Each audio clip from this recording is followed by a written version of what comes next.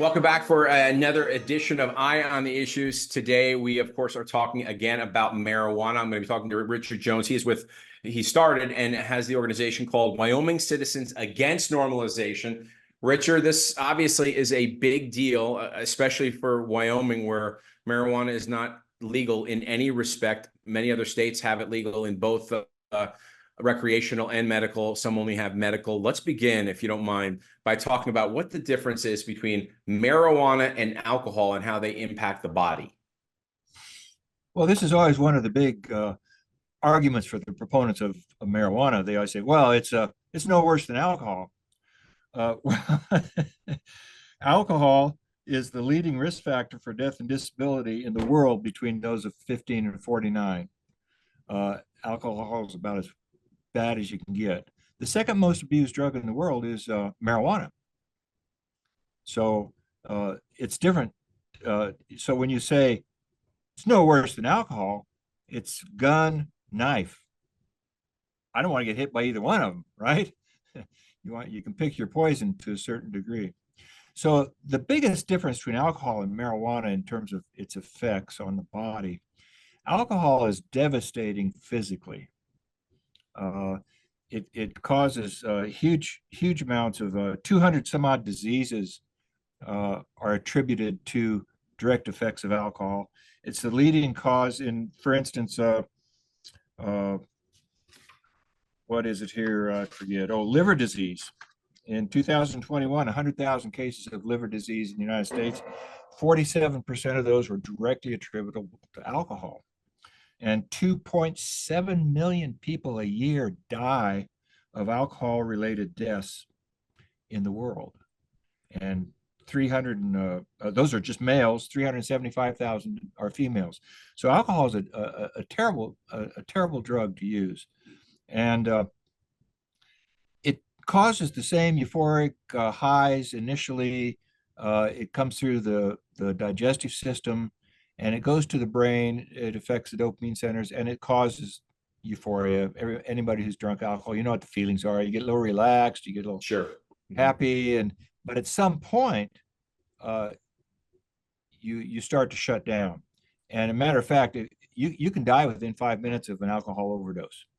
And you see this oftentimes in hazing things where some kid gets a bunch of vodka poured down his throat in a few minutes and ends up dying within a few minutes. It depresses the respiratory system. So alcohol can be exceedingly dangerous, but over the long run, it's a terrible drug, and it's abused pretty commonly.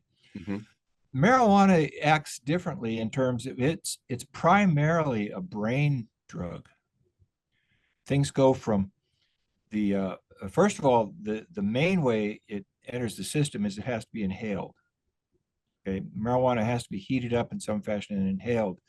That's the quickest high. Now we have this whole thing with these edibles now, which is a little different process. But either way, it goes to the brain. It again causes some of these euphoric feelings initially. But the main thing with how marijuana acts on the brain is it completely affects psychotic symptoms. Out of all the drugs that cause temporary psychotic symptoms, cannabis has the highest conversion rate from temporary symptoms to chronic symptoms.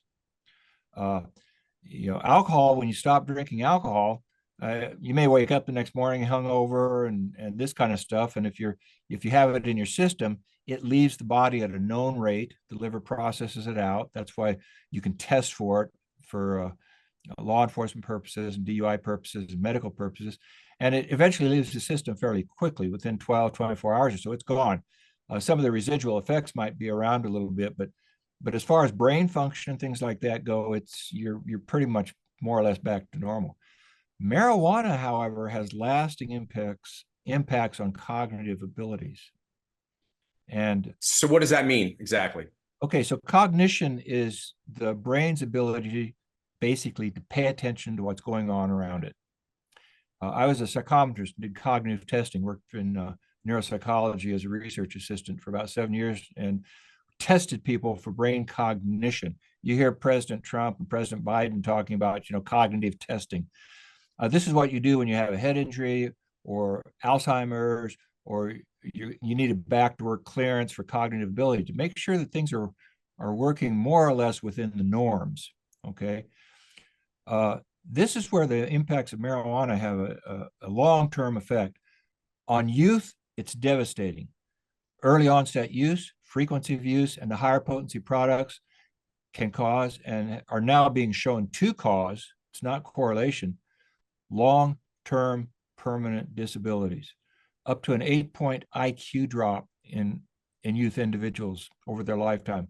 It's been shown that chronic youth users, I'm talking about 14, 15-year-old kids, less likely to finish high school, less likely to go on to college, overall lifetime earning potential is created, and they have a much higher risk of going on to other substances of abuse. So the long-term effects and the short-term effects of marijuana on the brain are really bad for youth, but even adults starting at later age in their 20s can also be subject to some of these lifelong effects over time. Frequency use and the higher potency marijuana, which has been talked about in some of your podcasts, is a game changer. And the data is just now starting to come in on the effects of these things. So the difference between alcohol and marijuana, neither of them are good. Alcohol is a terrible drug. It's legal in the United States, and many parts of the world is not legal. And you hear this refrain again from the marijuana proponents that, well, it's no worse than alcohol. And, we tried it with prohibition. It didn't work. It didn't stop people from drinking. It didn't have any effects. Well, that's simply not true. Prohibition was exceedingly successful. When prohibition was enacted, the Volstead Act and the act was it eliminated the sale, distribution, and production of alcohol. It didn't prohibit use. Very interesting. Is that right? So it did not prohibit use, just production and distribution? Basically production and distribution, Mm-hmm. and which attacked the alcohol industry. Sure.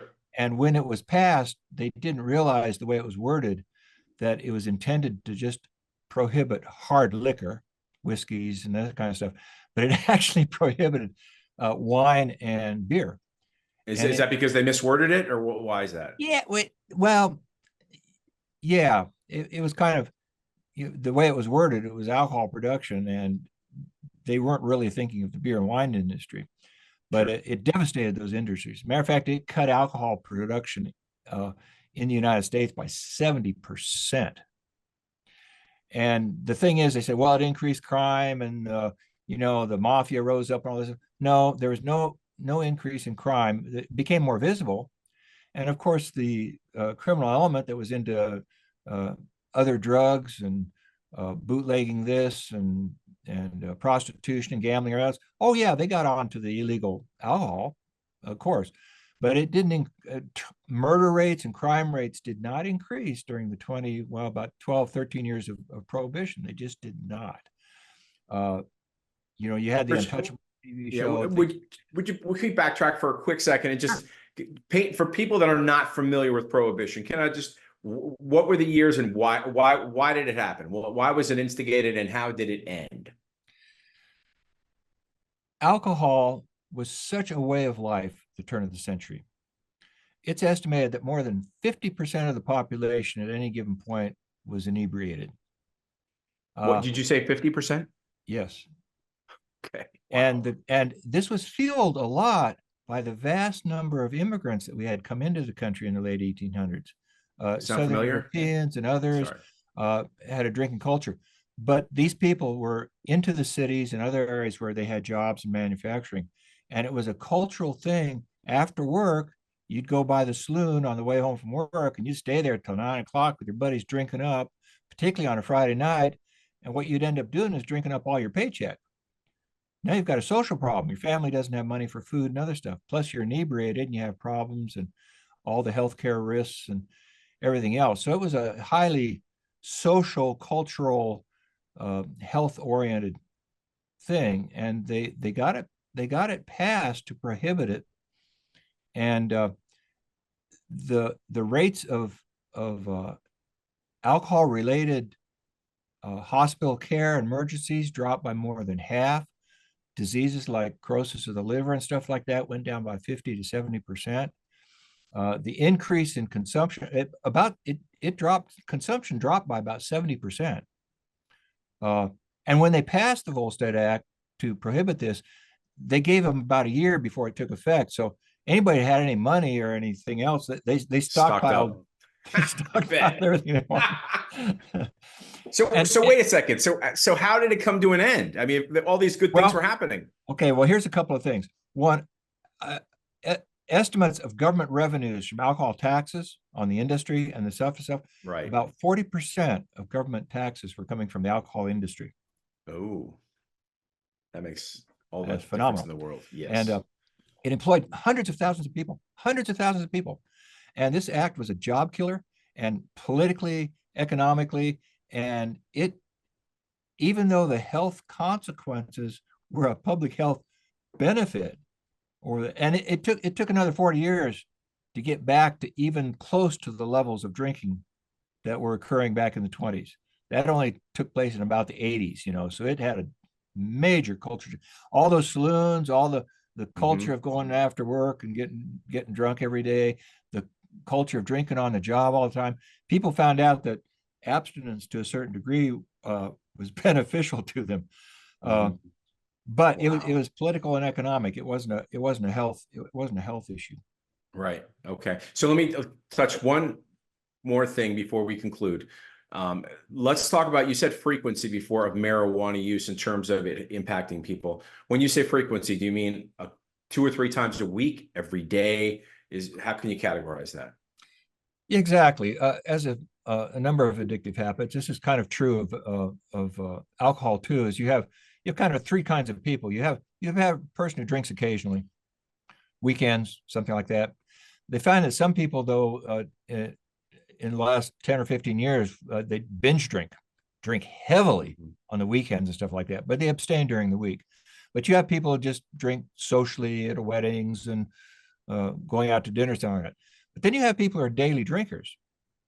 They don't necessarily consume a lot, but a couple drinks a day. There have been some evidence of some health benefits to heart, stuff like that. It's not directly causative, but that doesn't seem to be causing huge problems. But then you have the people who are over consuming. Generally 6 or more drinks is considered heavy drinking, wine, beer, or whiskeys. And chronic drinking is every day. And then what happens is you have an alcoholic, you get an addiction to it. And this person is severely impaired all the time. Sure. And same thing with marijuana. Yeah. So 2 or 3 times a week would you say that's frequency of use? Yeah, I got to tell you, when I went to college, some of my roommates used some of this stuff, and I felt like they used it every day. I mean, granted, the potency was different. Oh, several times a day. Get up, have a blunt before going to class, and then you hang around a little bit, and maybe sneak one in the afternoon. Then the evening have a couple. The potency was different. That's right, but the frequency of this higher potency stuff hasn't changed much. So they're just getting a much bigger effect, and the effect of the potency is what happens in terms of the long-term, more devastating consequences of weed today than it was even 20 years ago. And the effects on the brain, suicidal ideation, the psychotic breaks, permanent psychosis, triggering schizophrenia. The younger you start, the more frequency you use, and the higher the potency, the amount of risk factor goes through the roof. So it really sounds like alcohol goes toward the liver and the body and many other, but the marijuana goes for the brain. That's a simple way of putting it. Yeah. Now, marijuana has a lot of devastating effects on the body also, and particularly this higher potency stuff. You have a whole bunch of things going on. For instance, if you're smoking it, you start getting the same levels of risk of lung cancer that a cigarette smoker has. Now, tobacco is the other big drug. That's the big triad of the biggest abused drugs in the world. alcohol, marijuana, and tobacco, the nicotine component of tobacco. Highly addictive, one of the most addictive substances out there. But that's the triad of the big three. And that, after that, you come way down the list in terms of the amount of users and other stuff when you start getting down into the opioids and methamphetamine and other things like that. There's a huge gap between the top three and the next one down the line, although we always talk about opioids and fentanyl, and there's always the sexy drug of the year that's causing all these problems. But in terms of percentages of people being affected by those, it's much, much smaller, even though some of the effects of some of those drugs can be more instantly devastating. I had Sure. one statistic here on, I said that out of all the drugs that cause temporary psychotic symptoms, amphetamines, hallucinogens, opioids, all these things cause psychotic symptoms. Cannabis is the number one that leads to permanent psychotic disorders like schizophrenia or bipolar disorder. Cannabis, 40% of those that go on to more psychotic breaks are cannabis. Amphetamines, 32%, hallucinogens, 28%, opioids, 21%. So cannabis is almost double the psychotic effects of permanent than, say, opioids. That right there is why people need to pay attention, listen to this, and to listen to other people that can educate them on the impacts of marijuana. Richard, we appreciate your time so much. Once again, your organization is called Wyoming Citizens Against Normalization. If people want to find out more about you, where do they go? They can email us at wycan, WYCAN 2022 at Gmail. Wycan 2022 at Gmail. Fantastic. Okay, when we come back next time we talk, we are going to talk about recreational versus medical marijuana. So we'll be back. Richard, thanks for talking to us. We're going to talk to you again soon. And thank you for watching this edition of Eye on the Issues from the Wyoming Liberty Group, wyliberty.org. Sign up for our mailing list and for our newsletter.